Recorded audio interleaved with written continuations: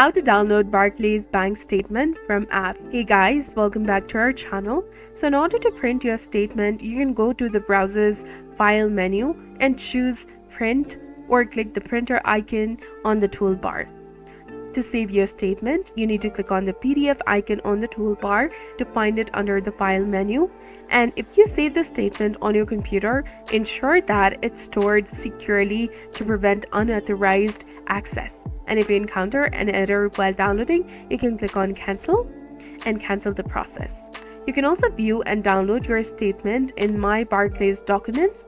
From the online banking homepage, click on the drop-down menu under your name and select My Documents and Messages, then select My Barclays Documents and click on the download button above the statement and save the file into your computer.